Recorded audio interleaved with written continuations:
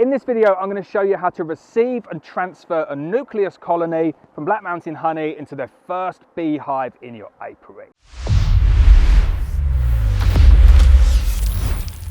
So at Black Mountain Honey, we like to make things as easy as we possibly can for you.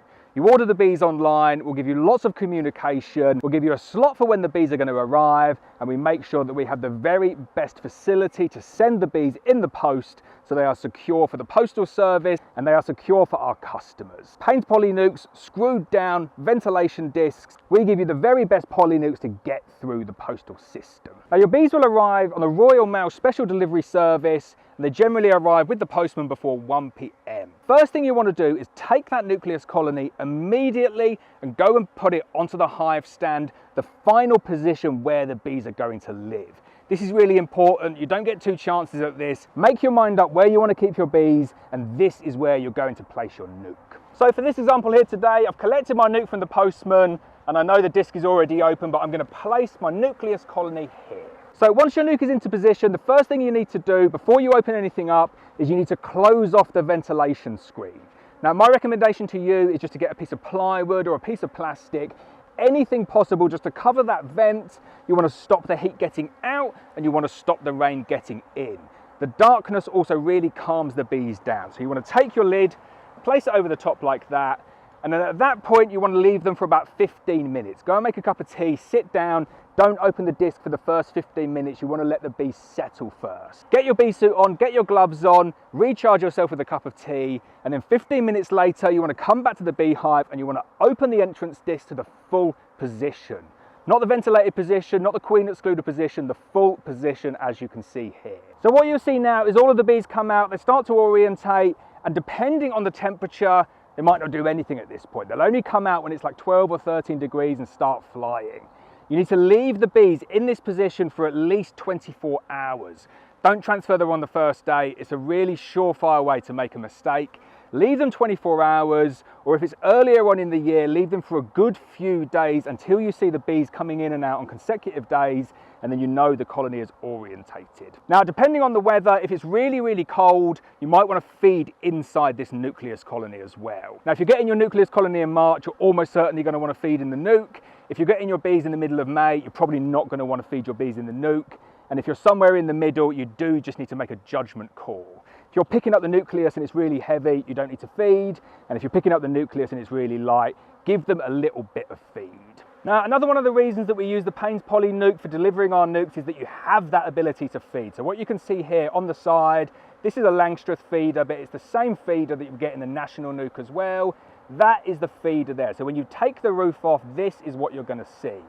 Now, you can't really see it here because the light's out, but I've got a bit of syrup in there. And what I've also got in there is a wooden float that will be at the bottom of the feeder. Don't take that wooden float out. The wooden float does need to be there because it gives the bees a little bit of a life raft. What you also shouldn't take out is this piece of plastic here. This is a queen excluder. That stops the queen going into the syrup and the queen dying. So if the weather is poor, put a little bit of syrup in there. Keep it regularly topped up. Maybe half a litre every few days, but you do just need to make a judgment call here. Feeding them too much in the nuc will make them swarm, feeding them not enough in the nuc and they can die. So little and often, and just make a little bit of a judgment call. Now, once your bees have orientated to that spot and you've got sufficient amount of food inside of them, you're ready to move them into their full-time home. And this is where it becomes so important to get them into the correct spot at the beginning of this process. If I want to move these kind of 10 foot now, it's basically impossible. They do not recognize that beehive, they recognize the location in which they're in. And that is how we're going to transfer the bees across into their brand new beehive. So the first thing you need to do is move the nuc from that position, place it off maybe 5 or 6 feet away, and put your new beehive in the exact same position that the nuc was in, with the entrance facing the exact same way.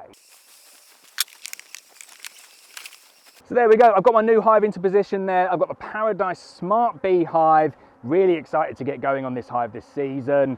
If you're not already subscribed to the channel and you want to see more about the Paradise Smart Beehive or the F1 Buckfast Queens that we supply at Black Mountain Honey, definitely hit the subscribe button. So next step is you want to take off basically all of the ancillary items on the beehive. Take off the roof, take off the crown board, take off the supers. You just want to leave the floor and the brood box only. And you will see already, before I've even done anything, the bees there are a little bit confused. They're thinking, what is going on? Our hive has gone but they're kind of recognizing this position here. Now, they're a little bit reluctant to go in at the moment because there's no smell of a queen, there's no smell of any brood, but we are going to change that now by fixing this colony and swapping over all of those frames. So I've moved my nucleus colony off over to one side there, and then I've got the new beehive set up exactly where the nucleus was.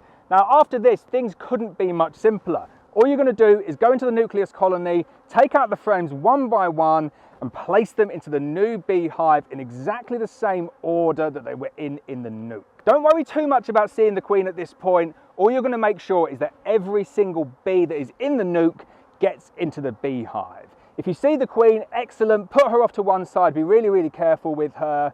She'll be marked, so she should be easy to see, but don't fret if you don't see the queen. As long as you get every single bee out of the nuke, you'll get them into their new home.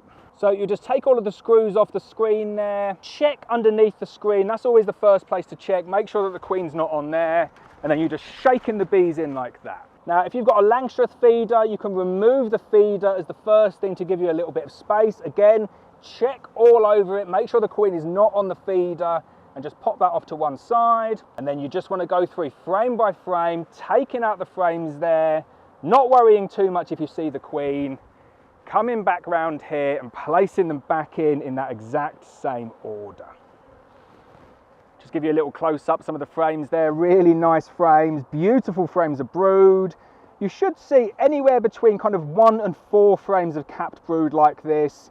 You might have a few frames of eggs in there that might be difficult to see, but what we send you is a really good quality nuke that over the next few weeks will turn into a brilliant colony of bees. So next frame there. So you can see the queen on that frame there, marked green, F1 buckfast queen. I'm going to get her now and place her directly into the hive, putting her off to one side to make sure that she's safe. So I'm just making sure that I put her in the exact same order, and I'm making sure that the self-spacing frames here are touching each other. It's really, really important to make sure that they're touching each other, because then you're not going to get any random comb being built. So then all you do, one by one, you can just take the frames over. Once you've found the queen, it makes it a lot easier. You don't have to worry about that. But as I said, don't worry too much if you can't find the queen. You're just going to take every single frame and you're just going to place it into the new beehive like this. Now, once you put all of your frames in there, you want to take the box and you want to tip it upside down, and you just want one single tap like that to make sure that you get all of the bees out. You're doing a check inside to make sure that there's no bees left in here, and then you should be relatively confident that every single bee will be in your new colony, including the queen. Really important to do the tap, check inside the feeder, make sure that there's not a single bee left. So you can see there, I've got my 6 frames in there now. Black Mountain Honey Nukes always come with 6 frames, not 5 frames, so you're getting 20% more than our competitors. And obviously you're getting them in a Payne's Poly Nuke as well that's worth £75. So you can see the frame spacers there, all completely touching one another. And that is it now, we've got our 6 frames into our new beehive.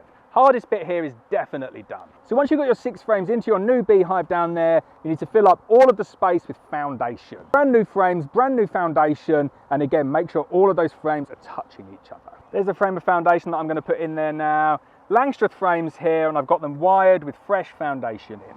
So once you've got your full colony in there, they're not going to look quite like this because I put some additional frames in here for this one. But it's going to end up looking like you've got 6 frames of bees and 3 frames or 4 frames of foundation, depending on the size of your brood box. Now your hive should look like this at this point. Next thing you're going to want to add onto there is either a crown board and a feeder or a poly ash forth feeder that's all in one. What I've got here is just a standard poly ash forth feeder. And if you're watching this before you bought your beehive, this is my top tip, #1 investment for your colonies. Buy yourself a full-size poly ash forth feeder. Don't need a crown board then. It means that you give your bees excellent insulation, and it means that you've always got the feeder on the colony to feed them if they need it.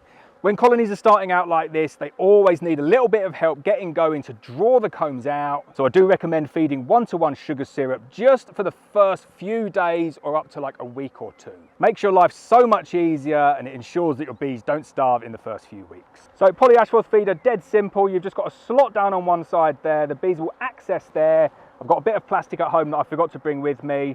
And all you're going to do is just put the syrup down there in the middle bit, and the bees will come up and feed in it. If you want my top tip for this, I actually don't use the plastic bits that come here. I'll put some syrup in, I'll chuck absolutely loads of hay or straw in there, and the bees just come up from this slot down here and they take down the syrup really, really well, and then there's no risk of drowning. So the nuc is now introduced into the colony, you've got the feeder set up. My recommendation to you is that when that brood box is 80% full of bees, so 80% full of frames, so if you've got a 10 frame box, once you've got 8 frames full of bees, you want to stop feeding them immediately. You take the feeder off, you put your queen excluder on, put your super into position with the foundation, and then you do not feed anymore, and you cross your fingers that your bees give you a bounteous honey crop in the first season.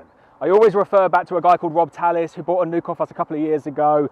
He sent me a picture, middle of August, overwintered nucleus colony, was on double brood with 7 supers full of honey in the first year. Because it goes to show just how prolific and just how good our bees are at going out and gathering a bumper honey crop.